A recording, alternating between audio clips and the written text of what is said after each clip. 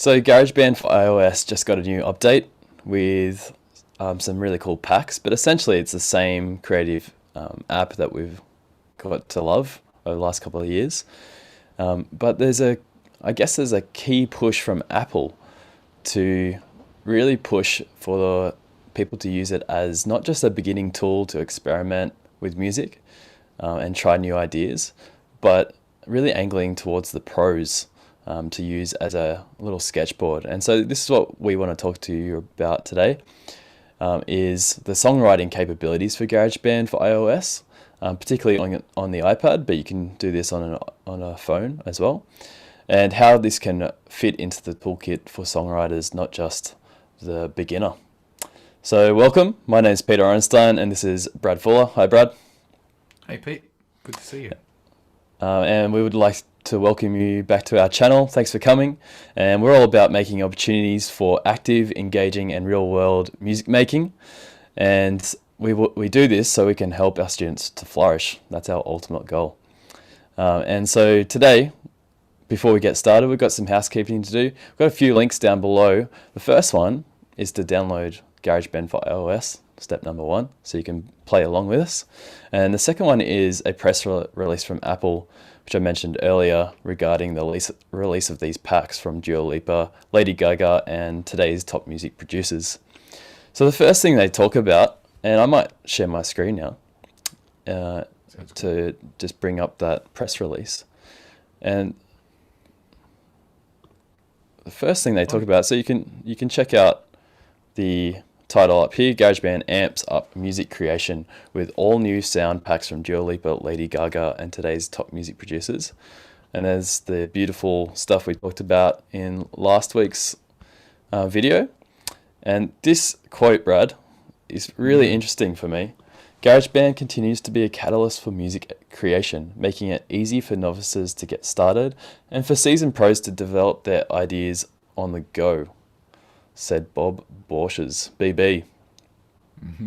Bob. Bob. I just want, He's a VP. yeah, big deal. I looked him up on YouTube just to see who he was and how to actually pronounce his name, and I got no clues. But Bob. seems to think through this comment that it's for seasoned pros, Yeah. but it's a free entry level recording software. Is he just telling lies? Wow. Well, I think it's so the M1 processor is in the Mac and it's in the iPad now. So it's the same processor. So you've got the same processing power, which I think is really interesting. I can't really get past seasoned pros. Is it for unseasoned pros as well? What about seasoned beginners? And with what are we seasoning these people? How? Anyway, I can't go. Maybe Bob, if you're watching, could you talk to us about seasoning? Is it the season? Is it the herbs and spices, or is it the way the pros are cooked? Is it kosher But salt? yeah, but so GarageBand it's a tool, right? It's just a tool, and I think it's just the affordances of it these days are incredible, and the fact that it's mobile, as our friends in the USA would say, it's these wafer thin tablets or telephones. And when we watched last week, we watched the Apple specialist creating music on her phone in a shop with no cables, Yeah. no big consoles. I just think those kind of affordances, you can plug your headphones in, you can make music on the train, so that notion of the creative person walking around with a notepad and a pen, just in case, just ready for in the past when that inspiration would strike, and quickly jot down something you hear in a restaurant. Well, now you can do that. You can do that millennial thing. Put your headphones in and just create your thing. It doesn't have to be the medium of the paper anymore. It can go straight to the medium of sound. And I think that's just as important for professionals as it is for beginners, right? Whether you're seasoned or not. Yeah, totally. And I think you're actually in good company. So if we pop down to Lady Gaga, you can see that Dua Lipa. But Lady Gaga herself, Brad, says GarageBand is my idea bank. That's Hmm. interesting, because you're talking about the notepad back in the day. You just like people would have a pen and paper and be in a restaurant eating their lobster and be like, oh, there's a lyric or there's a Hmm. rhythm or whatever. But now people have their phone. It's totally different, and the picture underneath is interesting too. That they're not showing tracks view. They got her Yeah. little session there. That's a really interesting shift, isn't it? Which, and I think it's important for us as critical music educators to just look behind the marketing veil, uh, because clearly there's a capitalistic commercial undercurrent going on here. We're living in a Nah. capitalist society, right? And so we need to keep our critical educators' hat on. Uh, but I think because there's that thing also, there's that everybody versus Ableton Live as well, isn't it? And it's the Mm. it's the swing. So Ableton says we're really good, our software is really good at this, and then the other manufacturers go, so are we. And so we see Yeah. that in the marketing material from Apple, we see a move to, well, beat making and live looping and those sorts of technologies all of a sudden get, I guess, shoehorned into an app that was originally about looping, about MIDI Mm. loops and dragging and dropping loops in. And then we added the ability to record audio into it. And now we're adding another thing, we're adding the live looping. And I guess this is the history of the DAW, because when I was a boy and computers were first invented, it was just MIDI. And and then the audio came, and then the notion Mm. of chopping stuff up, and then Apple said, "Wow, we're going to give you the loops in the package." Because up until there, you had to know somebody with a hard drive or something with loops on it, and so each one of these things is a move from the technology companies that go, "Here's the thing," and then we as music education people and musicians go, "Cool, what are we going to do with it?" Always looking at those affordances, but I guess also when we look at this marketing, it's important to go, yeah, okay, so I know that Ableton started moving a lot of units, and then so Apple says we can do that too. And then Ableton says, well, you get a free one. And then we see what Apple does next. And so it's just, which is really cool, right? That's the whole capitalism at working for us with that competitive thing going on in the marketplace. But it's a good time to be a music educator, I think, with so much innovation going on. So it's not just about the desktop, and then don't forget, Pete, in your life as a musician, we've gone from I've got an idea. Well, I think for me, I've got an idea. I'll have to find somebody with enough money to book a recording studio, and let's go and get something down.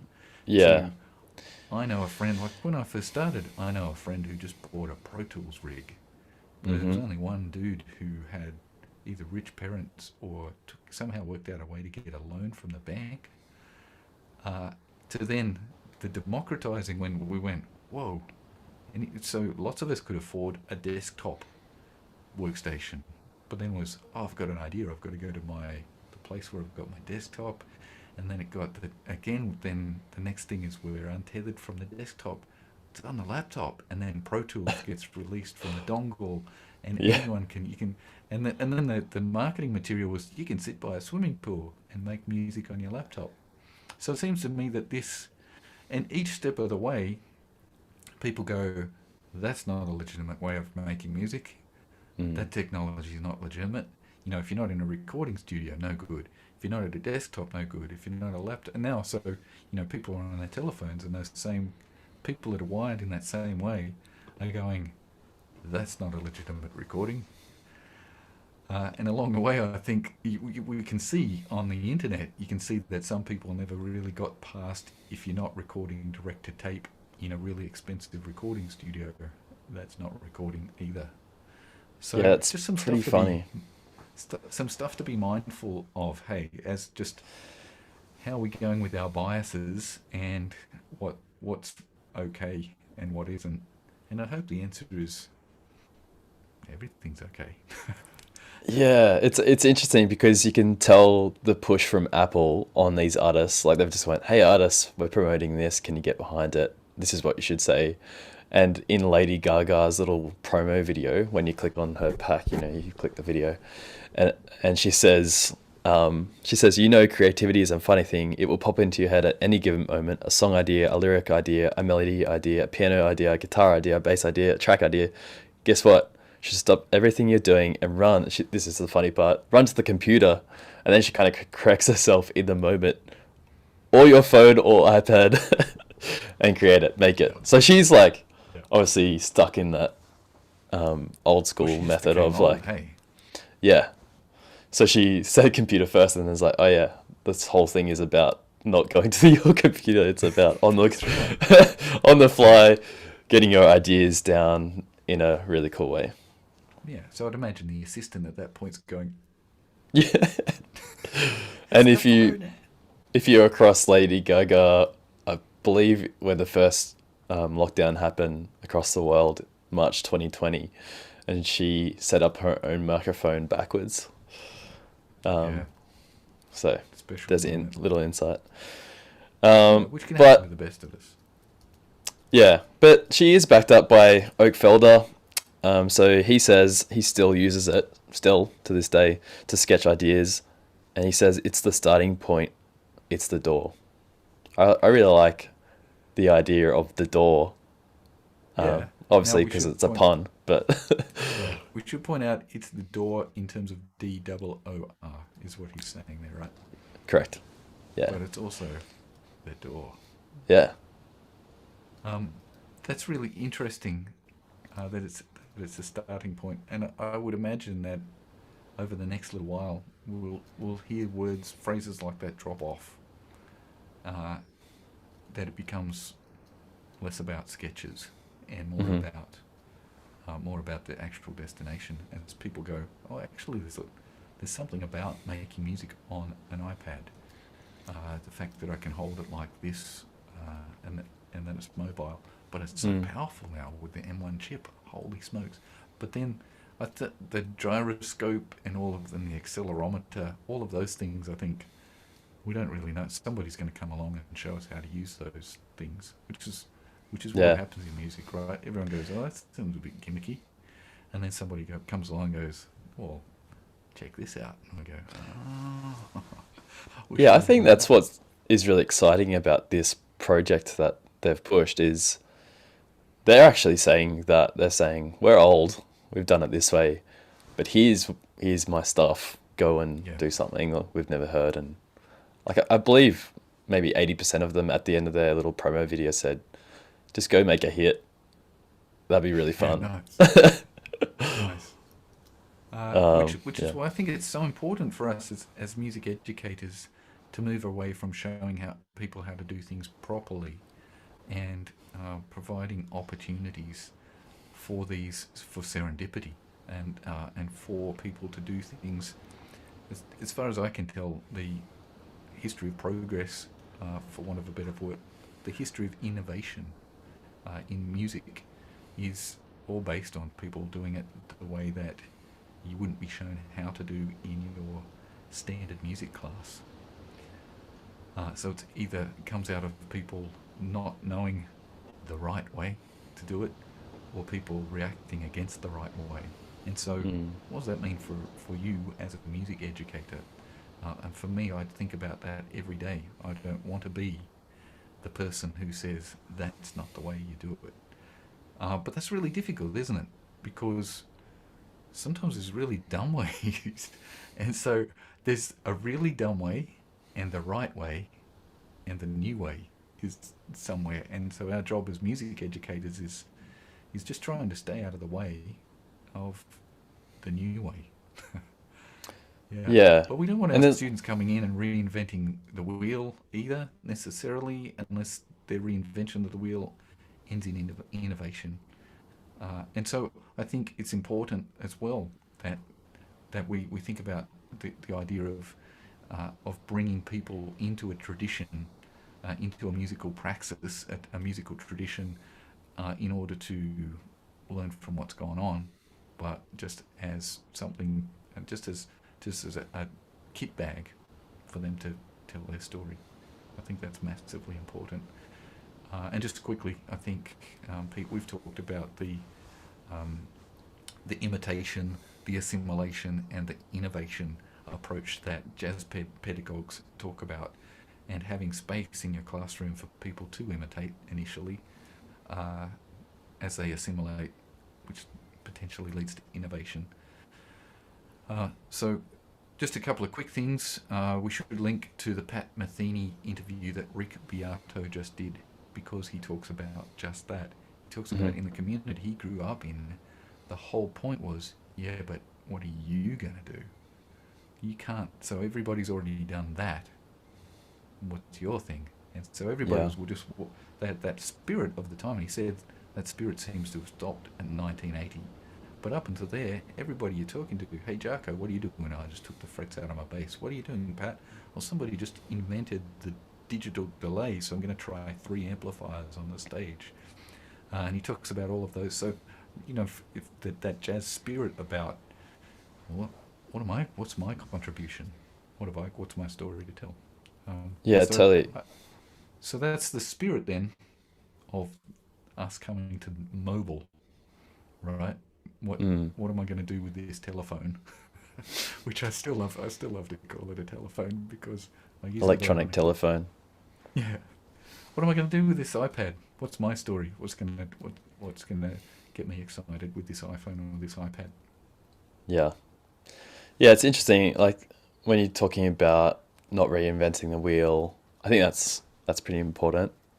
Just because it's all well and good to say go for it, kids, but I don't know, efficiency is good at the same time. So yeah, it's a bit of a tension there. I'm sensing like between teaching students efficient workflows and easier techniques and better ways of doing things, but also not getting in the way of experimentation and following ideas and creative thoughts. That's an art form that's takes experience, I think. Which is why, yeah, Uh, go on. I was just going to bring up Tom Misch and Mark Yeah. Lettieri. So Tom Misch, top music producer, and Mark Lettieri, also producer, but famous for his work in Snarky Puppy, guitar player. And Tom Misch said music is a language, which is very common to hear, but he just said you just have to try it. You just have to experiment, mess about, and have fun, which is kind of in that spirit. And then Mark Lettieri said, this is like Sonic Lego, which I kind of dug. So So, cool. yeah, he said, we just want to, as musicians, we just want to make art. We don't really want to worry about the technical aspect. And that just reminded me of a catchphrase that we have stood by for a long time, which is music at the speed of thought, and not letting the technical get in the way of having an idea and getting it down and experimenting with it. Yeah. And was it the Offspring? You gotta keep them separated. Was it the We'll fact check that and link that also. come out and play, right? You gotta keep them separated. And so we talk a lot about, uh, if it is music at the speed of thought, do the technical when you're doing the technical. Get great at the technical and get great at the creative, but don't mix the two up so that you don't want to go, I'm so inspired right now. 6 hours of setup. That's bad. So Mm. music at the speed of thought is about having your technical in place, in the classroom or in your home studio, so that when you get that creative idea, you're ready to go.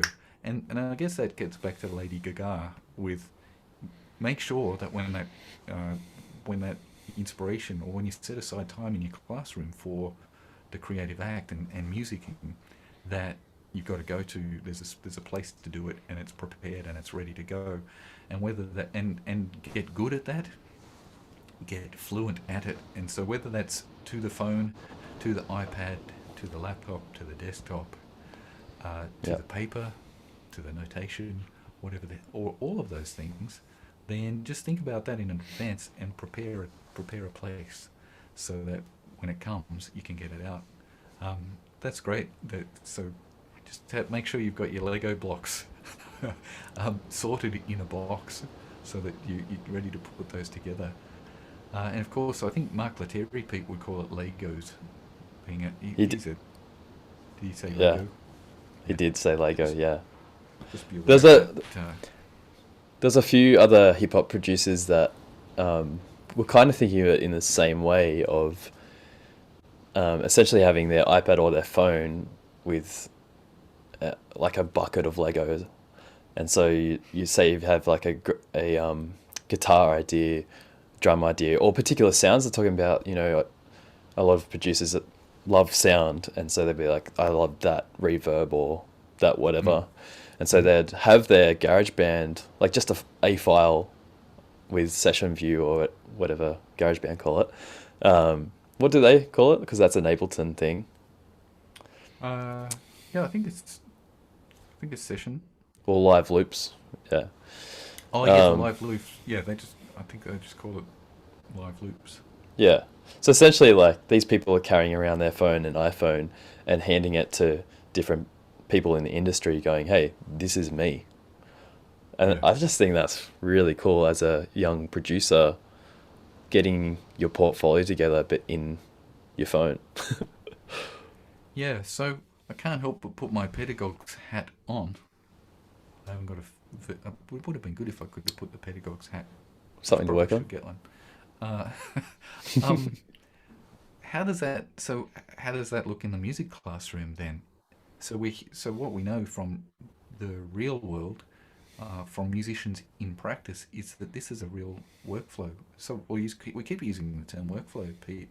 So Mm. for us at in our gig-based learning practice, we wanted to have iPhones and iPads and laptops and computers in the classroom, and so we, I guess we were working on everybody having their own workflow, so that if a student said, "I've got an idea, pop it in my phone," we wanted that, but we also wanted to be able to move all of that information around in the classroom as well. So I think it's really important as 21st century, or even as we've joked, Pete, 22nd century music educators, Yeah. what what what does our classroom look at? So from our physical space, what does our physical space look like Mm. if students, or if Lady Gaga and all of these Tom Misch and these people are making music with all of those things, and it's all part of their Legos? What does a music classroom look like? And from the physical, and then what sort of equipment should the school provide? What sort of equipment should the student provide?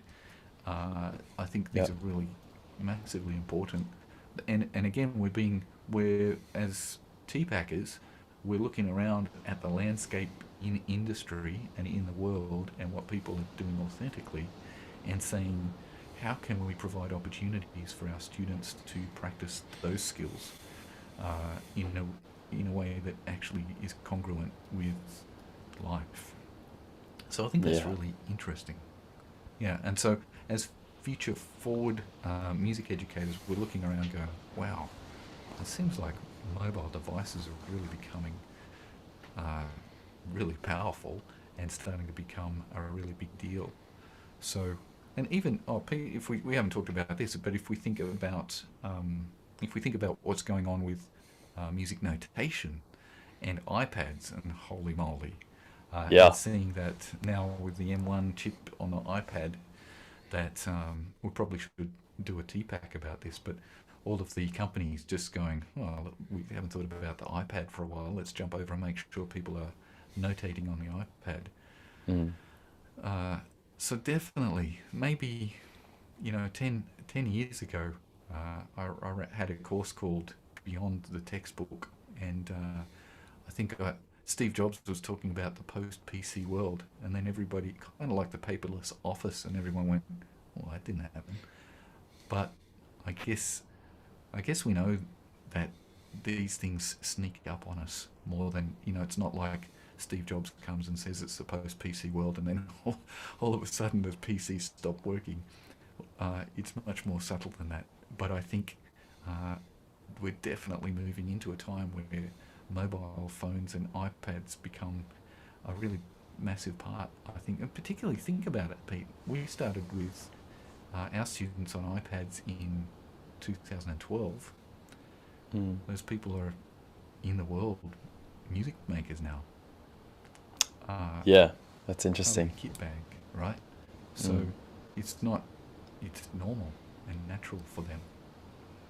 Yeah. That's true. Huh. It's not an external thing like we think of it as. Yeah.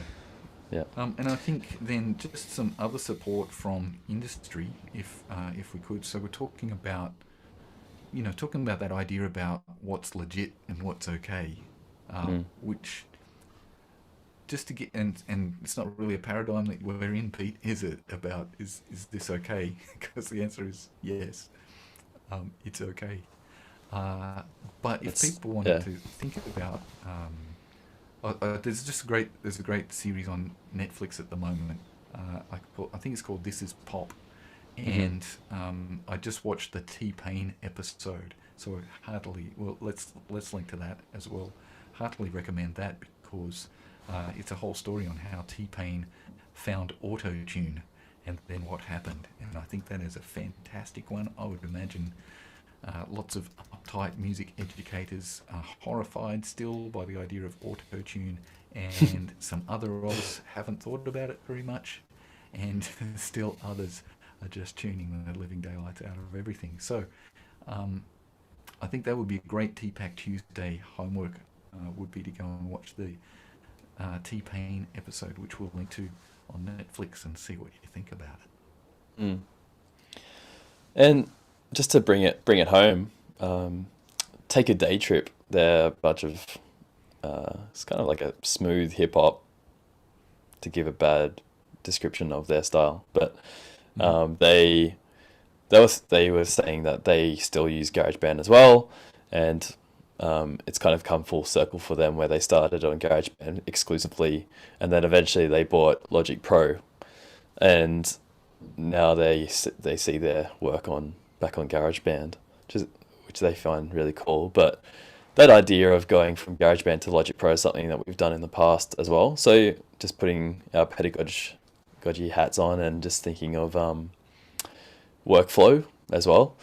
That is a really seamless workflow, and I think as we see in the notation world with XML files, this is becoming much easier to say get a sketch on, for example, GarageBand, but then pop over to a desktop DAW of your choice, right?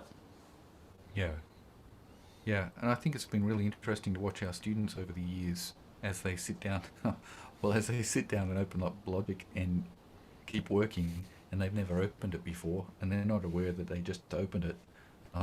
They think it's GarageBand, and they're all comfortable with it, and Mm. they're on a pro workstation, which in the past used to take 3 years worth of certification to be able to use.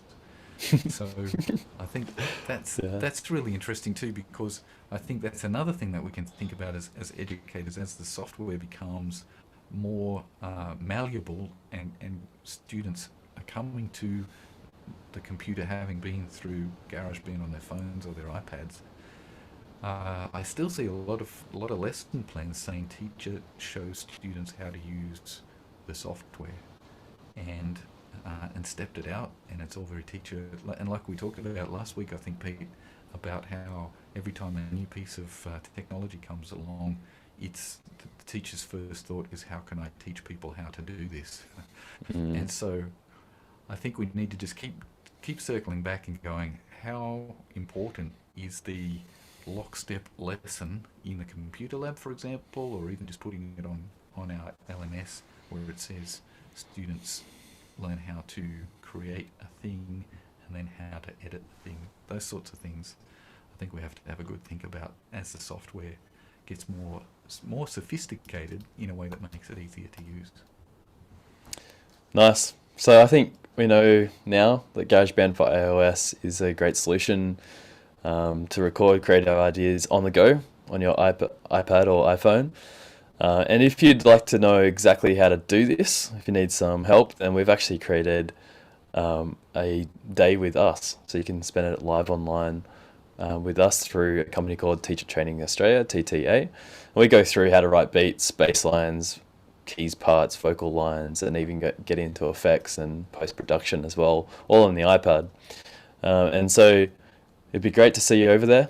There's a link below to that course, and you can read more details about the day with us and GarageBand. All right, Brad, signing off. Cool. Thanks for the Yeah, chat. that was good. Did anyone notice our t-shirts?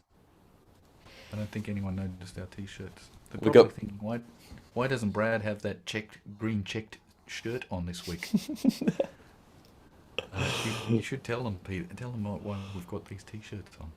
Yeah, so we've struck up a deal, a merch deal with Etsy, like everyone else in the world. But no, we're pretty keen on having. We've always thought it'd be great to have a uniform, so we don't have to think about what to wear each day. So this is our way of having a uniform. But also we've made it publicly available.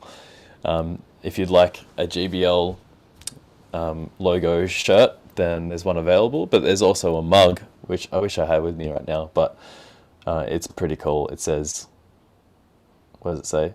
It says, "I'm with the band." Oh yeah. Dot. So it's the groupie mug. So if you want to be a GBL groupie, that's the product for you. And we can put that in the description and below as well, a link to our merch site.